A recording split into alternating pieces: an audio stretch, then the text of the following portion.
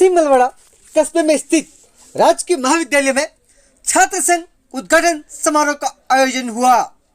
नमस्कार साथियों, आप देख रहे हर खबर वागड़ न्यूज।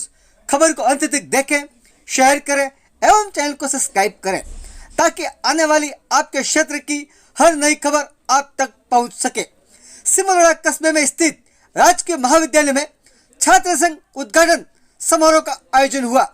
समारोह के मुख्य अतिथि 84 विधायक राजकुमार रौत एवं अध्यक्षता महाविद्यालय प्राचार्य डॉक्टर केजल खत्री, विशिष्ट अतिथि लोकसभा प्रत्याशी कांतिलाल रौत एवं बीपीवीएम प्रदेश संयोजक पोपट खोकरिया, जिला परिषद सदस्य वीणा कटारा, सलीम सुई, आशा डामोर रही। जहां अतिथियों का स्वागत कॉलेज छात्र संघ अध्यक्ष ममता पारगी, उपाध्यक्ष नीलेश ननुमा, महासचिव किनेश्वरी डामोर एवं संयुक्त सचिव शैलेश कटारा ने किया। महाविद्यालय एवं बालिका स्कूल की छात्राओं द्वारा वागड़ी व क्षेत्रीय गीतों पर शानदार सांस्कृतिक प्रस्तुतियां दी गई। तदुपरांत छात्राओं को संबोधित करते हुए अध्यक्ष कांतिबाई रौत ने छात्राओं को पूर्ण लगन से पढ़कर आगे बढ़ने एवं परिवार और क्षेत्र का नाम रोशन करने का आह्वान किया। बतौर मुख्य अतिथि विधायक राजकुमार रौत ने अपने उद्बोधन में कहा कि जिंदगी के हर पड़ाव पर शिक्षा बहुत जरूरी है। छात्र जीवन में हर छात्र छात्रा के सामने कई रास्ते खुलते हैं। समय रहते सही रास्ता चुनने का समय है। वहीं कहा कि किसी भी धार्मिक ग्रंथ में कम उम्र में व्रत उपवास आदि करने को नहीं कहा गया है। फिर भी हमारे क्षेत्र में स्थानीय लोग व्रत उपवास में ही अपना आधा समय व्यर्थ कर देते हैं। हमें शिक्षा के साथ साथ हमारी संस्कृति परंपराओं को भी संभाले रखना हमारी प्राथमिकता होनी चाहिए। वहीं उन्होंने कहा कि पूरे राजस्थान में हमारे उदयपुर संभाग के लोगों की अति कुपोषित में गिनती होती है, जिसका मुख्य कारण हमारे लोग व्रतों एवं अंधविश्वासों में बहुत ज्यादा भरोसा करने लगे, जो कि गलत है। वहीं खान पान पर ध्यान देने का आह्वान किया। इस दौरान छात्रों के साथ अपने प्रवास के दौरान किए घटना का जिक्र भी उन्होंने किया। समारोह में एसबीपी महाविद्यालय अध्यक्ष तुषार परमार, मनोज पारगी, शांतिलाल रौत, कमलेश पारगी, ईश्वरलाल रौत, मफतलाल डामोर, कमलेश डेंडोर, प्रकाश ननोमा सहित कई कार्यकर्तागण रहे मौजूद। राजकीय बालिका उच्च माध्यमिक विद्यालय सिमलवाड़ा की कार्यक प्रधानाध्यापिका विवाह उपाध्याय ने विधायक से स्कूल भवन के नवनिर्माण की मांग को लेकर सौंपा ज्ञापन। संचालन नारायणलाल मीणा व डॉक्टर किरण रौत ने किया। आभार उप प्रधानाचार्य पवन कसोटिया ने व्यक्त किया। इस दौरान विधायक राजकुमार रौत ने क्या कहा, सुनिए उन्हीं की जुबानी। चर्चा हुई और मेरी जानकारी के अनुरूप इस कॉलेज का जो इतिहास है, ये कॉलेज खुली तब से लगा के अब तक का बड़ा सबसे पहला कार्यक्रम ये है और ये शानदार कार्यक्रम आयोजित कराया, उसके लिए खूब खूब धन्यवाद देना चाहूंगा मेरी ओर से। आज इस कॉलेज की बात करें हम, कॉलेज 2017 में शायद पहला बैच स्टार्ट हुआ और उस समय बिल प्रदेश विद्यार्थी मोर्चा की ओर से सीआर बनाए गए। तब से लगा के आज तक का जो दौर रहा, एक शानदार दौर रहा। कहीं न कहीं कहते हैं कॉलेज राजनीतिक मतलब राजनीति की पहली सीढ़ी है, राजनीति की पहली सीढ़ी या पहली पाठशाला इसको बोल सकते हैं। मैं भी 2013 के अंदर एसबीपी गवर्नमेंट कॉलेज में प्रेसिडेंट रहा था और उस समय से लगा कि आज तक का इतिहास जो रहा, हमारे कई साथी यहाँ बैठे हुए मंच पे जो कॉलेज राजनीतिक में सक्रिय रहे, कॉलेज प्रेसिडेंट भी रहे, तो कहीं न कहीं राजनीतिक जीवन की शुरुआत की पहली सीढ़ी इसको बोल सकते हैं। और बच्चे का समग्र विकास, पर्सनालिटी डेवलप, बच्चा जो खुलता है वो कॉलेज में आके खुल जाता है। मैं आज इस अवसर पे पहले तो बच्चों के लिए कहना चाहूंगा, क्योंकि हमारे बीच में स्कूल के बच्चे भी हैं। हमारा जो इलाका है, हमारी जो कॉलेज है, हमारा क्षेत्र कहीं न कहीं हर बार कहीं बाहर जाते एक मानसिकता रहती है कि डूंगरपुर बांसवाड़ा तो ओ उफ ये शब्द निकलते हैं। हमारा व्यक्ति जब उदयपुर या उदयपुर तो ठीक है, लेकिन जयपुर की तरफ आगे गया कहीं भी तो कहां से किसी ने पूछ लिया और हम बताते हैं कि डूंगरपुर बांसवाड़ा से तो ओ या उफ शब्द निकलता है सामने वाले का।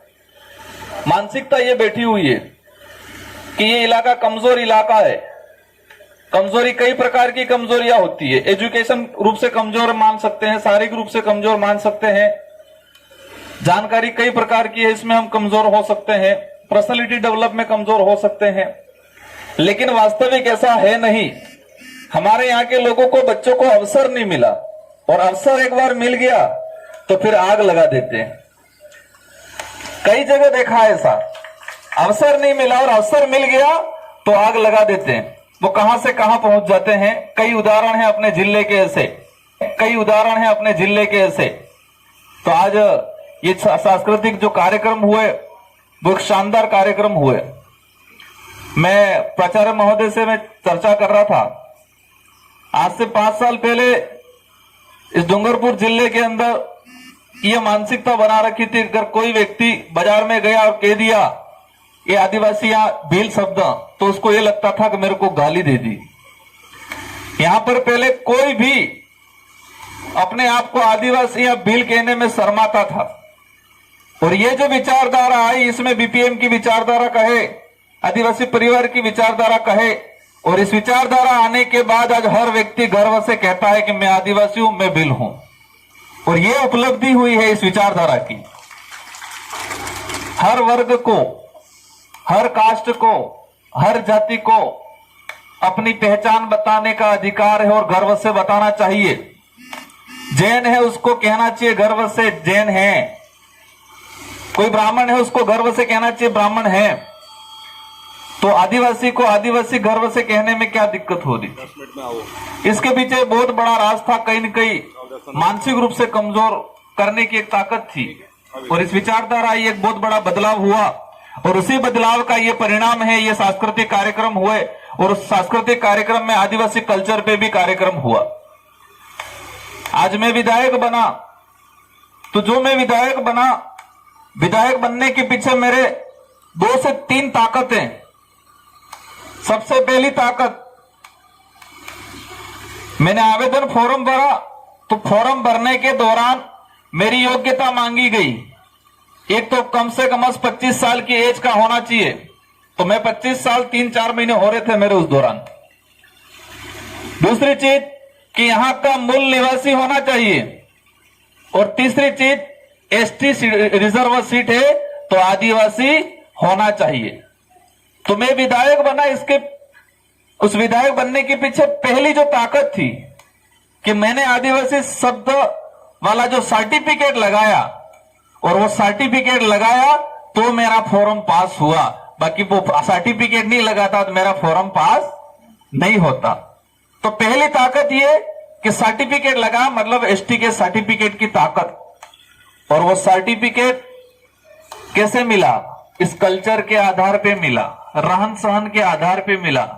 रहन सहन, खान पान, रीति रिवाज और संस्कृति के आधार पे आइडेंटिफाई हुए मेरे पूर्वज, और उस आधार पे मेरे पूर्वजों को मिला और मुझे मिलता आया।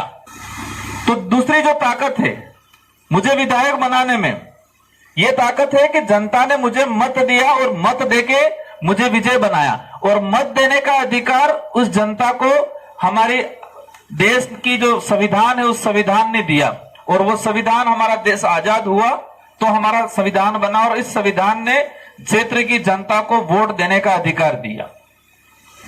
तो कहीं न कहीं हमारे पूर्वजों का जो बलिदान रहा, अंग्रेजों, मुगलों, हूण पाषाण जो भी आए, उनसे जो युद्ध लड़े, अपनी जाने गंवाई, अपना कुर्बान जो देके देश आजाद कराया, तो उनका भी कहीं न कहीं बहुत बड़ा योगदान रहा। तीसरी ताकत जो मैं विधायक बन के विधायकगिरी निभा रहा हूं, और वो तीसरी ताकत है शिक्षा। क्या ताकत है? सर्टिफिकेट से एमएलए तो बन गया, जनता ने वोट दिया, एमएलए तो बन गया, और एजुकेशन नहीं होता तो वहां जाके मंजीरे बजा के वापस आता। बजाते कि नहीं बजाते हैं? भजन गाते कि नहीं गाते हैं कई जने हैं? समोसे कचरे खाते कि नहीं खाते हैं? तो जो तीसरी ताकत है, मैं विधायक बन के विधायकगिरी जो निभा रहा हूं, इसके पीछे शिक्षा का सबसे बड़ा हाथ है। तो विधायक बनना और विधायक बन के विधायकगिरी निभाना, ये तीन बड़ी ताकतें हैं। एक तो सर्टिफिकेट ताकत है, क्षेत्र की जनता का ताकत है, और तीसरी ताकत है मैं एजुकेट हूं, मैंने कहीं न कहीं छोटी मोटी एजुकेशन ले रखा है, इसलिए मैं निभा रहा हूं। तो इन तीन ताकत, तो आपको भी पहली ताकत, आप जिस सर्टिफिकेट से एडमिशन ले रहे हो, स्कॉलरशिप ले रहे हो, उसको नहीं भूलना है, मतलब अपने कल्चर को नहीं भूलना है। और दूसरी जो ताकत है जनता वाली, तो वो समय आने पे आप में कोई अगर दावेदारी करता है तब की बात है। तो आप, और तीसरी ताकत है एजुकेशन। तो एजुकेशन आपको लेना है। नेता बनने के लिए एजुकेशन लेना जरूरी नहीं है, नेता बन के प्रोफेसर भी बनते हैं, पुलिस डिपार्टमेंट में भी जाते हैं, अधिकारी भी बनते हैं। शिक्षा बहुत बड़ा हथियार है। 25 साल की एज में विधायक बना मैं, अगर मैं शिक्षित नहीं होता तो मैं विधायकगिरी नहीं निभा पाता, मैं डगमगा जाता, चल नहीं पाता। शिक्षा है तो आप हर कोई सलाम करेगा, आप एजुकेट हो तो आपकी पर्सनालिटी डेवलप होगी। आप किसी ऑफिस में जाओगे तो अधिकारी उसको आने से पहले परख लेगा कि यह बच्चा कितना शिक्षित है, यह बच्चा कितना अनुशासित है। अनुशासन भी शिक्षा के थ्रू ही आएगा। तो हमको इन चीजों पे ध्यान देना है, शिक्षा पे ध्यान देना है। आज हमारा क्षेत्र, हमारा ये बाहुल्य क्षेत्र है, हमारा इतना कल्चर है, मतलब इतनी संस्कृति है, विविधता है, लेकिन हम धीरे धीरे इसको भूलते जा रहे हैं।